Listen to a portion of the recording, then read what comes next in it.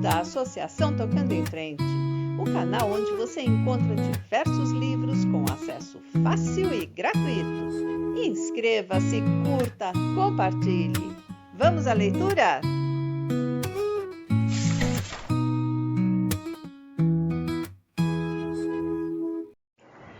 Parte 38. Ela tomou a filha nos braços como se só então compreendesse o que significava ter Justine e pôs-se a embalá-la enquanto corria a vista pela sala, sorrindo. Seus olhos, tão vivos, tão brilhantes de emoção, encontraram os de Anne, que sentiu os seus cheios de lágrimas recíprocas da mesma alegria. Nunca lhe agradecerei o suficiente, Anne. Ora essa, por quê? Por ter mandado Ralph. Você devia estar sabendo que depois disso eu deixaria Luke e, portanto, agradeço-lhe mais ainda, querida. Você não faz ideia do que esses dias representaram para mim. Eu já decidira ficar com Luke, pois agora vou voltar para a Drógheda e nunca mais sairei de lá. Detesto vê-la partir e detesto, sobretudo, ver Justine partir. Mas alegro-me por vocês duas, Maddie. Luke só lhe dará infelicidade. Sabe onde ele está? Já voltou da CSR. Está cortando cana perto de Ingham. Terei de ir vê-lo, diga isso a ele. E por mais que abomine a ideia, terei de dormir com ele. O quê? Os olhos de Maddie brilharam. Estou 2 semanas atrasada e nunca me atrasei um dia sequer. A única outra vez em que isso aconteceu, Justine estava começando. Estou grávida, Anne. Sei que estou. Misericórdia! Anne olhou boca aberta para Maddie como se nunca a tivesse visto antes. E talvez não tivesse mesmo. Molhou os lábios e gaguejou. Mas pode ser um alarme falso. Maddie abanou decididamente a cabeça. Não é não. Estou grávida. Há coisas que a gente sabe. Nesse caso, você está num mato sem cachorro, murmurou Anne. Não seja cega, Anne. Não vê o que isso significa? Nunca poderei ter Ralph, e sempre soube que nunca o poderia ter. Mas tenho. Riu-se apertando Justine com tanta força que Anne ficou com medo de que a criança berrasse. Estranhamente, porém, ela não berrou. Tenho a parte de Ralph que a igreja nunca poderá ter. A parte dele que subsistirá, geração após geração. Através de mim ele continuará a viver, porque sei que será um filho. E esse filho terá filhos que também terão filhos. Ainda acabarei ganhando de Deus. Amo Ralph desde os 10 anos de idade. E creio que continuarei a amá-lo se viver 100 anos. Mas ele não é meu, ao passo que o filho dele o será. Meu, Anne, meu. Oh, Maddie, disse Anne atarantada. A paixão morreu a animação, ela voltou a ser a Maddie de sempre, calma e suave, mas com o tênue veio de ferro, a capacidade de suportar muito. Só que Anne agora andava cautelosa, perguntando a si mesma o que fizera ao mandar Ralph de Bricassar à ilha de Matlock. Seria possível que alguém mudasse tanto? Ela achava que não. Aquilo, com certeza, lá estivera o tempo todo, tão bem escondido que raro lhe suspeitavam da presença. Havia muito mais em Maddie do que um tênue veio de ferro. Ela era feita de aço sólido. Maddie, se você gosta de mim, por favor, tente se lembrar de uma coisa. Por mim. Os olhos cinzentos enrugaram-se nos cantos. Tentarei. Com o passar dos anos, acabei lendo quase todos os tomos de Lude, depois de haver concluído a leitura dos meus. Principalmente os que trazem as antigas histórias gregas, que me fascinam. Dizem que os gregos têm uma palavra para tudo e que não existe nenhuma situação humana que eles também não tenham descrito. Eu sei, também li alguns livros de Lude. Então deve estar lembrado. Dizem os gregos que é pecar contra os deuses amar alguma coisa mais do que manda a razão. E lembra-se do que eles dizem quando alguém é amado assim? Que os deuses, invejosos, abatem o objeto desse amor na plenitude da sua força? Há uma lição nisso, Maddie. É profano amar demais. Profano, Anne, é a palavra-chave. Não amarei o filho de Ralph profanamente, mas com a pureza da própria Mãe Santíssima. Os olhos cinzentos de Anne estavam muito tristes. E teria ela amado puramente? O objeto do seu amor foi abatido na plenitude da sua força, não foi? Maddie colocou Justine no bercinho. O que tem de ser será. Não posso ter Ralph, mas posso ter o filho dele. Sinto como se houvesse, afinal, um propósito em minha vida. Essa tem sido a pior coisa nos últimos 3 anos e meio, Anne. Eu já estava começando a pensar que minha vida não tinha finalidade. Sorriu com vivacidade e decisão. Protegerei esta criança de todas as maneiras que puder, por mais que isso me custe. E a primeira coisa é que ninguém, incluindo Luke, insinuará que ele não faz jus ao único nome que tenho liberdade para lhe dar. A simples ideia de dormir com Luke me deixa nauseada, mas eu o farei. Dormiria com o diabo se isso favorecesse o futuro desta criança. Depois irei para a Drógueda e espero nunca mais tornar a ver Luke. Afastou-se do berço. Você e Lud irão nos ver? Drógueda tem sempre um quarto para os amigos.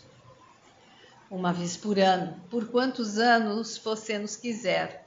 Lud e eu desejamos ver Justine crescer. Só a ideia do filho de Ralph sustentou a coragem vacilante de Maddie enquanto o trenzinho balançava e sacolejava durante os longos quilômetros que a separavam de Ingham. Não fora a nova vida, que tinha certeza crescia dentro dela, ir de novo para a cama com Luke teria sido o maior dos pecados contra si mesma. Mas pelo filho de Ralph, ela se entenderia de fato até mesmo com o próprio tinhoso. Sabia, aliás, que até do ponto de vista prático a coisa não seria fácil, mas traçara seus planos com a maior dose possível de previsão e, por estranho que pareça, ajudada por Lud.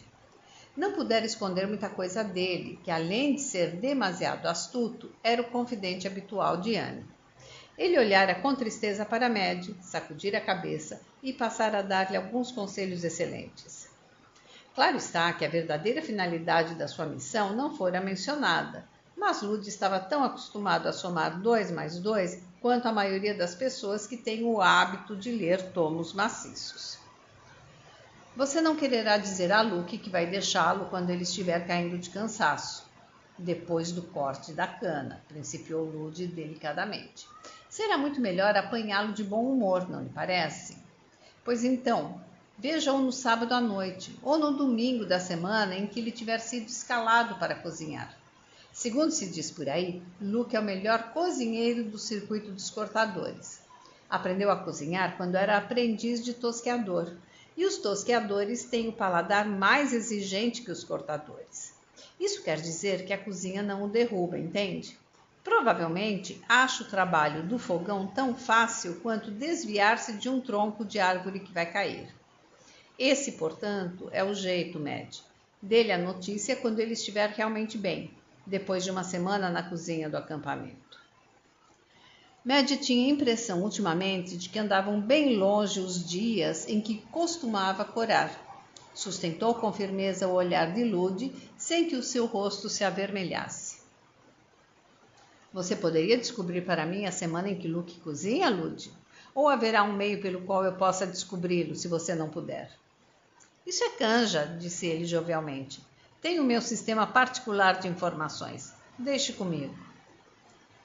Já ia em meio à tarde de sábado, quando Maddie entrou na hospedaria de aparência mais respeitável de Ingham. Todas as cidades de North Queensland eram famosas por uma coisa. Tinham hospedarias nos 4 cantos de cada quarteirão. Deixou a maleta no quarto, depois voltou ao pouco atraente saguão em busca de um telefone.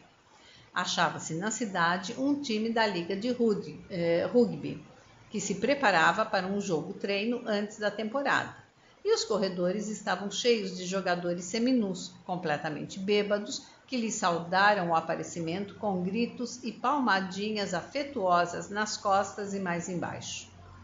Quando pôs a mão no telefone, ela tremia de medo. Tudo naquela aventura lhe parecia um suplício.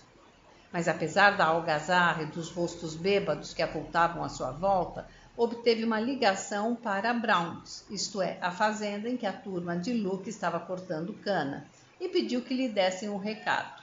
Sua esposa estava em Ingham e desejava vê-lo. Notando-lhe o medo, o hospedeiro escoltou-a de volta ao quarto e ficou esperando até ouvi-la dar volta à chave. Madge encostou-se na porta, sentindo-se mole e aliviada. Ainda que isso significasse que só tornaria a comer outra vez quando regressasse a Dani, não se aventuraria à sala de jantar. Felizmente, o dono da hospedaria a colocara ao lado do banheiro das senhoras, de modo que não lhe era preciso andar muito para chegar lá. No momento em que supôs que as pernas a sustentariam, aproximou-se cambaleante da cama e sentou-se nela, com a cabeça baixa, olhando para as mãos que tremiam. Durante toda a viagem, pensara na melhor maneira de fazer o que tinha de ser feito, e tudo nela gritava: depressa, depressa! Até ir viver em Heimloch, nunca lera a descrição de uma sedução, e mesmo agora, armada de várias histórias dessa natureza, não estava certa da sua capacidade de levar a cabo a tarefa que se impusera. Mas era isso que viera fazer, pois sabia que depois que tivesse começado a falar com Luke, estaria tudo acabado. Sentia cócegas na língua para dizer-lhe o que pensava dele. Porém, mais forte do que isso, consumia o desejo de voltar à Drógueda com o filho de Ralph em perfeita segurança. Tremendo no ar mormacento e de cheiro enjoativo, tirou a roupa e deitou-se na cama de olhos fechados, lutando por não pensar em nada senão na conveniência de prover a segurança do filho de Ralph. Os jogadores de rugby não causaram preocupação a Luke quando este entrou na hospedaria, sozinho às 9 horas. A essa altura, a maioria estava insensível e os que ainda conseguiam ficar em pé, muito mais para lá do que para cá, pareciam incapazes de ver alguma coisa além dos copos de cerveja. Lude acertara em cheio. No fim de semana em que fizera as vezes de cozinheiro, Luke, descansado, estava louco por uma mudança e esbanjava a boa vontade. Quando o filho mais moço de Browns levou o recado de Madge ao acampamento, ele estava acabando de lavar os últimos pratos do jantar e planejando ir de bicicleta a Ingham para juntar-se a Arne e aos companheiros na costumeira farra dos sábados à noite. A perspectiva de Madge era uma alternativa muito agradável. Depois das férias no Atherton, surpreendera-se a desejá-la de vez em quando, a despeito da sua exaustão física. Só o horror, a lenga-lenga dela tentando persuadi-lo a começar a vida como chefe de família, o afastara de Heimloch todas as vezes que chegava mais perto de Dani. Agora, porém, ela viera procurá-lo, e ele não era, de modo algum, avesso a uma noite na cama. Acabou de lavar os pratos depressa e teve a sorte de conseguir carona num caminhão depois de haver pedalado, quando muito, uns 800 metros. Mas enquanto dirigia a pé a bicicleta pelos 3 quarteirões que mediavam entre o lugar em que o deixara o caminhão e a hospedaria de Madge, parte do seu antigozo diminuiu. Todas as farmácias estavam fechadas e ele não tinha camisas de Vênus. Parou, olhou para uma vitrina cheia de chocolates roídos de mariposas e manchados de sol e varejeiras mortas e encolheu os ombros. Teria de arriscar-se. Seria apenas uma noite. E se viesse um filho, com um pouco de sorte, seria homem desta vez. Madge saltou nervosamente da cama quando ouviu as batidas e aproximou-se da porta. — Quem é? — perguntou.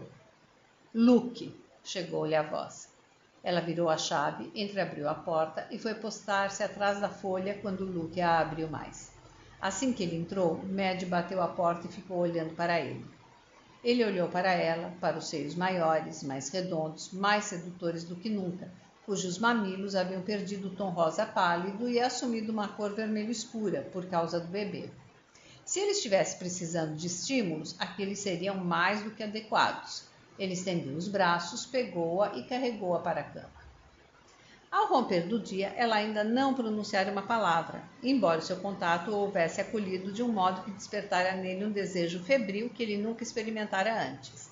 Agora estavam longe e, curiosamente, divorciados um do outro. Ele espreguiçou-se voluptuosamente, bocejou, limpou a garganta. — Que é que atrasa Ingham, Meg? Perguntou. A cabeça dela voltou-se. Ela fixou nele os olhos grandes e desdenhosos. — Então, o que atrás aqui? Repetiu ele, mortificado. Nenhuma resposta. Apenas o mesmo olhar fixo, pungente, como se ela não quisesse dar-se ao trabalho de responder. O que era ridículo depois daquela noite. Os lábios dela se abriram. Maddie sorriu. — Vem dizer-lhe que vou voltar para a Drógueda, disse ela. Por um momento ele não acreditou no que ouvira. Depois olhou com mais atenção para o rosto dela e percebeu que estava falando sério. — Por quê? Perguntou. — Eu lhe disse o que aconteceria se você não me levasse para Sydney. O assombro dele era absolutamente genuíno. — Mas, Meg, isso já faz 18 meses e eu lhe dei umas férias. Passamos 4 malditas semanas caríssimas no Atherton. Eu não estava em condições de levá-la a Sydney depois disso. Você esteve em Sydney 2 vezes depois disso, e as 2 sem mim, tornou ela teimosa. A primeira vá lá, eu já estava esperando Justine, mas Deus é testemunha de que andei bem precisada de umas férias longe da chuva em janeiro último. Ai, Cristo! Você é um grandíssimo pão duro, Luke, continuou ela suavemente. Recebeu de mim 20.000 libras, dinheiro meu, muito meu. E, no entanto, chora as poucas e miseráveis libras que lhe teria custado levar-me a Sydney. Você e o seu dinheiro, você me enoja. Não toquei nele, defendeu-se Luke, debilmente. Ele está intacto, e mais ainda. Sim, eu sei, parado no banco, onde sempre estará. Você não tem nenhuma intenção de gastá-lo, tem? Quer adorá-lo como a um bezerro de ouro. Reconheça, Luke, você é um unha de fome. E, além disso, um idiota imperdoável. Tratar sua mulher e sua filha como você nunca sonharia tratar 2 cachorros, ignorar-lhes a existência, quanto mais as necessidades. Seu calhorda egoísta e metido à besta. Lívido, trêmulo, Luke quis falar. Ver Meg voltar-se contra ele, sobretudo depois daquela noite, era como ser mortalmente mordido por uma borboleta. A injustiça das acusações estarrecia-o, mas, pelo visto, não havia jeito de fazê-la compreender a pureza das suas intenções. Como todas as mulheres, ela só via o óbvio, incapaz de apreciar o grandioso projeto que havia por detrás de tudo aquilo. Por isso disse: Oh, Meg, o tom era de assombro, desespero e resignação. Nunca maltratei, acrescentou. Não, positivamente não a maltratei. Ninguém poderá dizer que fui cruel um dia com você. Ninguém. Você sempre teve o suficiente para comer, um teto sobre a cabeça, meu calor. Oh, sim, atalhou ela. Quanto a isso, dou meu braço a torcer. Nunca senti tanto calor em minha vida. Sacudiu a cabeça e riu. Qual, não adianta. É como falar com uma parede. Eu poderia dizer o mesmo. E por que não diz? Tornou Maddie em tom gélido, pulando da cama e pondo a calcinha. Não vou me divorciar de você, continuou. Não quero casar outra vez. Se você desejar o divórcio, saberá onde me encontrar. Juridicamente falando, quem errou fui eu, não fui. E estou abandonando o lar, ou pelo menos é assim que os tribunais deste país verão o caso. Você e o juiz poderão chorar no ombro um do outro a perfídia e a ingratidão das mulheres. Nunca abandonei, sustentou ele. Pode ficar com as minhas 20.000 libras, Luke, mas não receberá de mim nem mais um tostão. Usarei minha renda futura para sustentar Justine e talvez outro filho, se tiver sorte. Ah, então é isso, disse ele. A única coisa que você queria era outro maldito bebê, não era? Foi para isso que veio aqui. Um canto do cisne, um presentinho meu para você levar de volta à Drógueda. Outro maldito bebê. Eu não. Nunca fui eu, não é mesmo? Para você não passo de um garanhão. Cristo, que grande vigarice! A maioria dos homens não passa disso para a maioria das mulheres, disse ela, maldosa. Você tem o dom de despertar o que há de pior em mim, Luke, de um modo que jamais compreenderá. Mas coragem, nestes últimos 3 anos e meio, ganhei mais dinheiro para você do que a cana-de-açúcar. Se vier outro filho, você não terá nada com isso. A partir deste minuto, não quero vê-lo nunca mais. Ela já estava vestida. Depois de pegar a blusa e a maleta ao pé da porta, voltou-se com a mão no trinco. Deixe-me dar-lhe um conselho, Luke. Para o caso de você algum dia arranjar outra mulher, quando já estiver velho e cansado demais para continuar cortando cana. Você não sabe nem beijar. Abre demais a boca e engole a mulher inteira como se fosse uma sucuri. Saliva é bom, mas não um dilúvio dela. Passou rancorosamente o dorso da mão pela boca. Você me dá vontade de vomitar, Luke O'Neill. O grande, o tal. Você não é nada. Depois que ela se foi, ele sentou-se na beirada da cama com os olhos postos por muito tempo na porta fechada. A seguir, deu de ombros e começou a vestir-se. Processo não muito demorado em North Queensland, apenas um short.